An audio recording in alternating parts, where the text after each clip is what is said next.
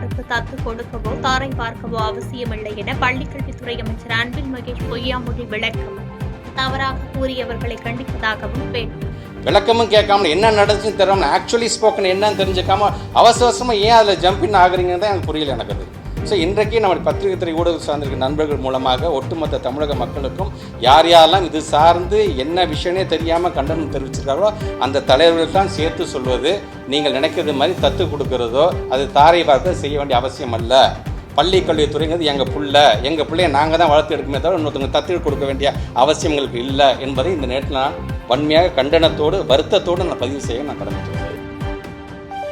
தமிழகத்தில் மது, கஞ்சா உள்ளிட்ட போதை கலாச்சாரம் அதிகரிப்பதே சட்டம் ஒழுங்கு கெட காரணம் என தமிழ் மாநில காங்கிரஸ் தலைவர் ஜி கே வாசன் குற்றச்சாட்டு. அண்ணா பல்கலைக்கழக மாணவி விவகாரத்தில் எதிர்க்கட்சிகளை கைது செய்வதன் மூலம் அவர்களின் குரல்களை அடக்க முடியாது எனவும் பேட்டி.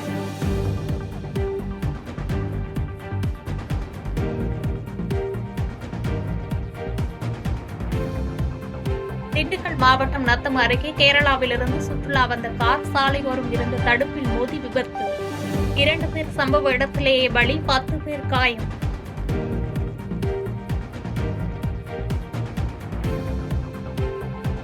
தேனி அருகே தகாத உறவு குடும்பத்தினருக்கு தெரிந்ததால் காதலியுடன் கிணற்றில் குதித்து தற்கொலை செய்து கொண்ட காதலன்.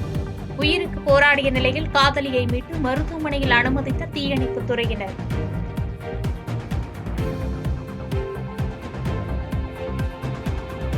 விருதுநகரில் ஊராட்சியை நகராட்சியுடன் இணைப்பதற்கு எதிர்ப்பு தெரிவித்து சாலை மறியலில் ஈடுபட்ட கிராம மக்கள். விருதுநகர் சட்டமன்ற உறுப்பினரை முற்றுகையிட்டு வாக்குவாதத்தில் ஈடுபட்டதால் பரபரப்பு.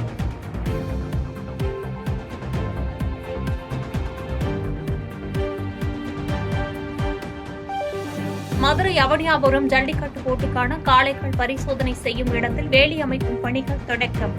காளையின் முகூர்த்தங்கால் ஊன்றப்பட்ட நிலையில் ஜல்லிக்கட்டு போட்டிக்கான முன்னேற்பாடு பணிகள் தீவிரம்.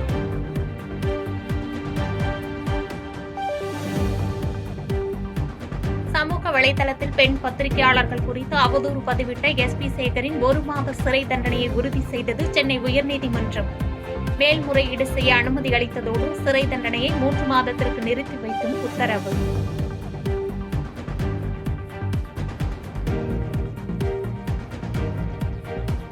சென்னை மெட்ரோ ரயில் கடந்த ஆண்டில் 10,52,00,000 முறை பயணம். அதற்கு முந்தைய ஆண்டை விட 1 கோடி முறை அதிகம்.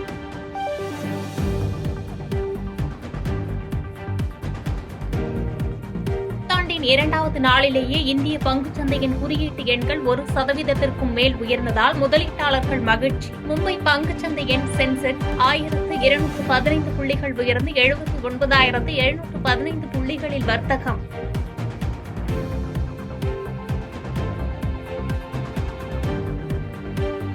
உலக செஸ் சாம்பியனான தமிழ்நாட்டைச் சேர்ந்த குகேஷுக்கு கேல் ரத்னா விருது அறிவிப்பு. பாரிஸ் ஒலிம்பிக்கில் 2 பதக்கங்களை வென்று மனு பாக்கர், ஹாக்கி வீரர் ஹர்மன்பிரீத் சிங் மற்றும் பாரா தடகள வீரர் பிரவீன்குமார் உள்ளிட்டோருக்கும் கேல் ரத்னா விருதினை அறிவித்தது மத்திய அரசு. சென்னை வள்ளுவர் கோட்டத்தில் தடையை மீறி போராட முயன்ற சௌமியா அன்புமணி கைது. அண்ணா பல்கலைக்கழக மாணவி வன்கொடுமை விவகாரத்தில் நீதி கேட்டு போராட முயற்சி.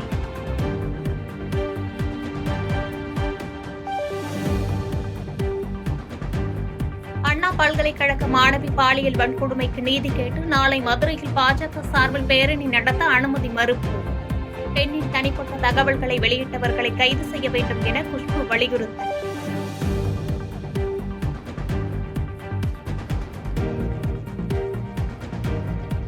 புதுமண தம்பதிகளை ஆன்லைனில் திருமணத்தை பதிவு செய்யும் நடைமுறையை கொண்டுவர தமிழ்நாடு அரசு திட்டம். திருமணத்தை பதிவு செய்ய இனி பத்திரப்பதிவு அலுவலகத்திற்கு வர தேவையில்லை எனவும் தகவல்.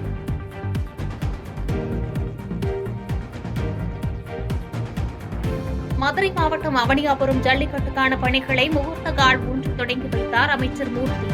வாடிவாசல், வேலி உள்ளிட்டவைகள் அமைக்கும் பணிகள் தீவிரம்.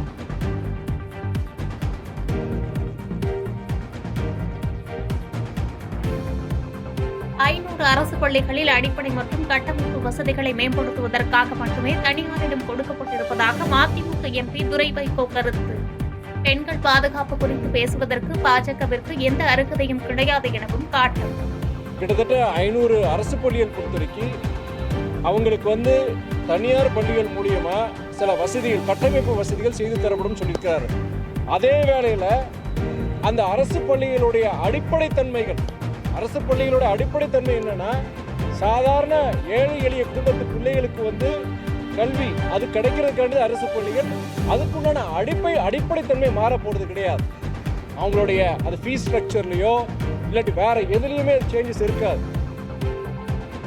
புதுக்கோட்டையில் அரசு தொடக்கப்பள்ளியில் உணவு சமைக்கும் போது வெடித்த கேஸ் சிலிண்டர் வெடித்த போது அருகில் யாரும் இல்லாத நிலையில் உயிர் சேதம் தவிர்ப்பு.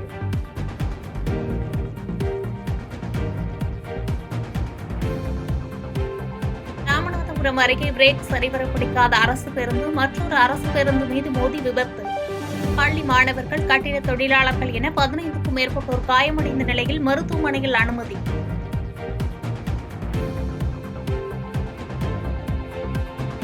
சென்னையில் கடந்த வாரம் 400 ரூபாய்க்கு விற்பனையான 1 கிலோ பூண்டின் விலை 280 ரூபாயாக குறைந்தது. மத்திய பிரதேசத்தில் இருந்து வரத்து அதிகரித்ததால் விலை குறைந்ததாக வியாபாரிகள் தகவல்.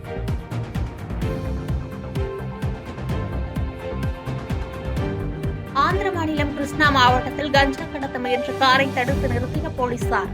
காரை நிறுத்தாமல் காவலர்கள் மீது ஏற்றிவிட்டு சென்ற அதிர்ச்சி சிசிடிவி காட்சிகள்.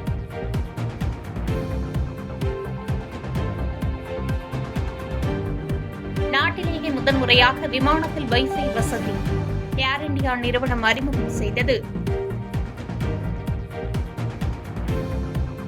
பாதகம் செய்பவரை கண்டால் நாம் பயம் கொள்ளலாகாது பாப்பா. மோதி மிதித்துவிடு பாப்பா, அவர் முகத்தில் உமிழ்ந்துவிடு பாப்பா. அண்மை செய்திகளை உடனுக்குடன் தெரிந்து கொள்ள இணைந்திருங்கள் எம் நாடு தொலைக்காட்சியுடன்.